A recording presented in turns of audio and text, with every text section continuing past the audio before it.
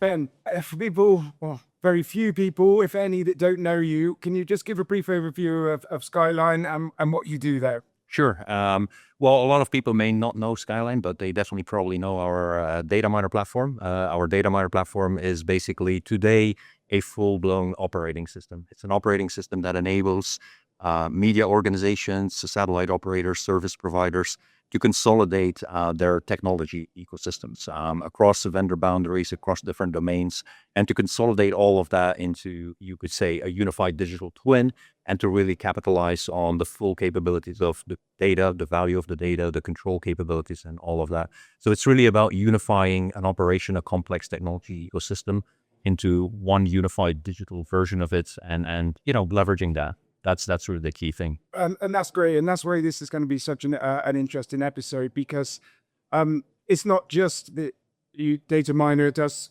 something that it solves a massive problem in the industry, but you yourself understand the industry, have seen the trends. So one of the things, we always get big ideas, but what's the thing you're seeing here that actually could be deployed at scale in like 12 months time? And what's one thing that you think will sort of fizzle away? Well, I think today it's very important to cut through the noise.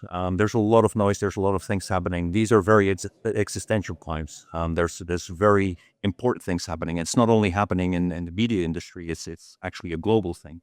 But it's very important, I think, and especially for strategic leaders, to kind of cut through the noise and understand what the essence of it is. And that's a little bit the schizophrenic situation that we're in. I see a lot of companies kind of looking at this and thinking about this like it's a big transformation. It's a huge thing. How are we going to deal with this? But you're spot on. I mean, this is also about taking the time to reflect on where you need to go. And that's, everything about the intelligence era. But at the same time, stepping back and seeing what you can do today, what you can achieve today. As a matter of fact, it's one of the big things I'm talking about with a lot of leaders. It's time to value. It's all about, you can have big plans, but the world is changing so fast that value is now time to value. Whatever value you think that you will deliver, if you deliver it late, it could be completely gone. So it's very important, I think, for everybody to look into this and to look at the bigger picture. What does it mean, moving into the intelligence era? What's the ultimate end goal? And for me, the answer to that is that everybody needs to understand that we're in a very unique time, because organizations start scaling on their platforms, not on headcount. Okay. And that's a big, big thing. It's not only happening in the media industry, but I think it's very applicable to the media industry, because there's a lot of people involved in the whole process of capturing content and delivering content, So this is a really very existential thing happening right now. So it is very important then to take a step back and look at what is it that we need to do today? Okay, where do we need to go? And in that context, I think it's very important to kind of understand the bigger picture a little bit. The past 20 years, we lived in what I call the digital era. Yeah. A lot of organizations have been deploying software left and right in different pockets, different departments for different purposes and all of that. And the past maybe 5 to 10 years, everybody felt like, how do we bring all of that together? You feel the urge to bring things together, to consolidate things. And that's a very important thing. That's the move from tools to platforms. If I have to say one thing, moving into the intelligence era is first making sure that you build that complete foundation. Gen AI is all about amplifying. It will amplify what you have. If there's any defects, missing connections in that ecosystem, it will be amplified. Okay. It's kind of like fake news. Yes. You can expect a lot of things from Gen AI, but if you're going to feed it with, information, data that is incorrect, incomplete, Garbage in, garbage out. Exactly. But plus, it's accelerated. You don't just get the same garbage out, you get a lot more. Absolutely. Yeah. So one of the things, and I'm going to use it because I heard it, is time to value. We sort of grew up in an area where you were talking, and that you'd go in, you'd say, we want to do this project. The CFO would go, what's the ROI on it? Absolutely. And that's all anyone stood. And that's tech standalone. That's it. What is this piece of tin? When do I get my money back for it? Or when do I write down in? I'd like to, the time to value, it really struck a point with me.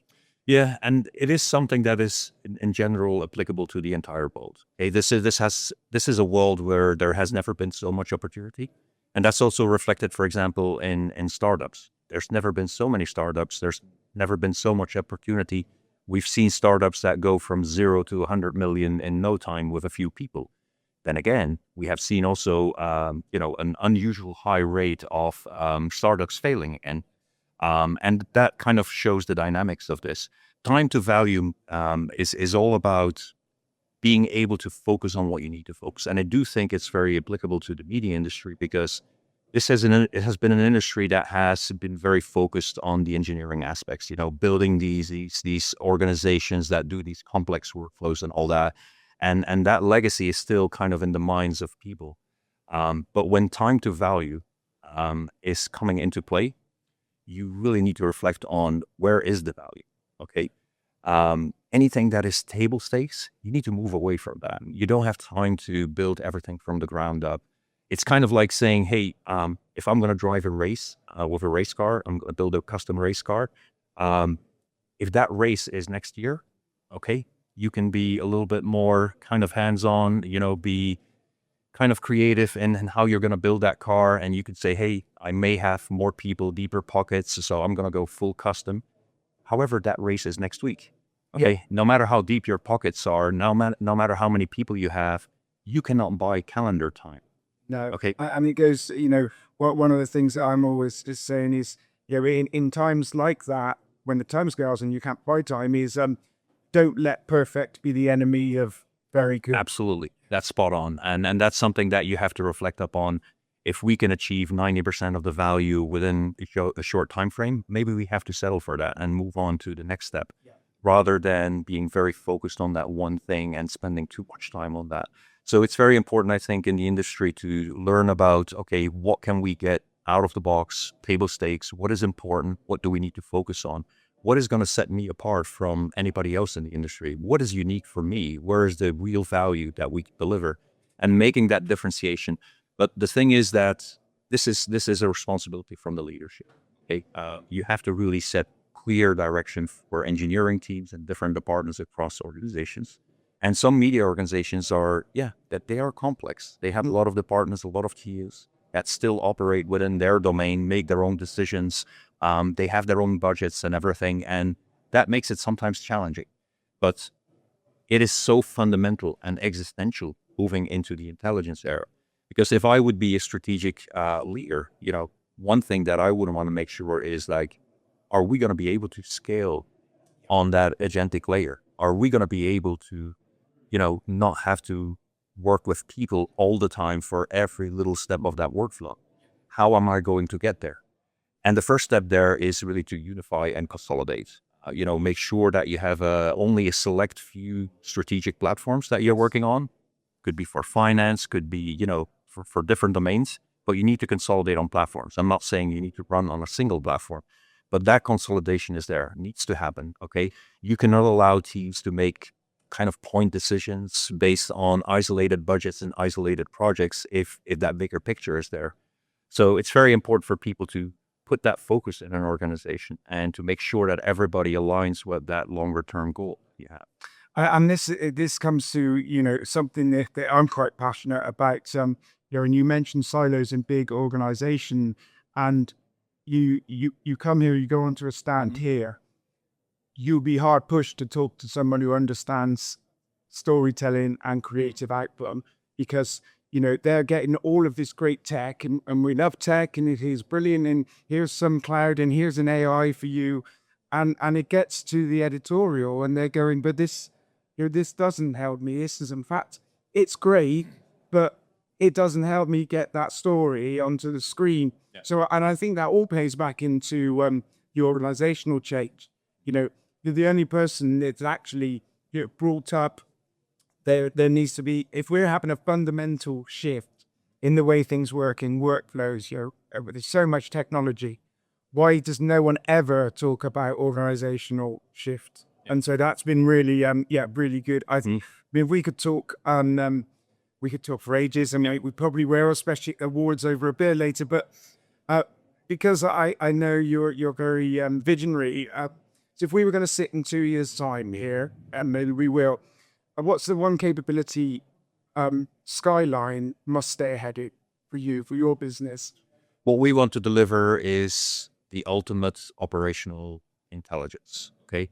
It's all about being able to say to our customers, we can take very complex ecosystems, we can consolidate those ecosystems, and we can deliver a capability that is going to get you out of the box a tremendous value, but gives you all the space to be creative with your own intelligence. Because I'm always saying, like, what you need to produce is unique intelligence, okay? Intelligence that is unique to you. This is not about Gen AI in general and you know, I can do what you can do and all of that, but it's really to think about what is going to make this unique.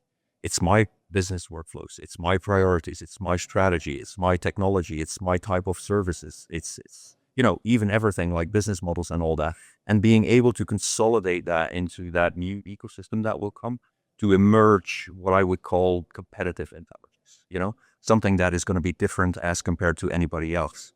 And to be able to take that intelligence and plug it into that new end-to-end enterprise agent-to-agent layer that you will see emerging, and that we can provide that capability in that ecosystem.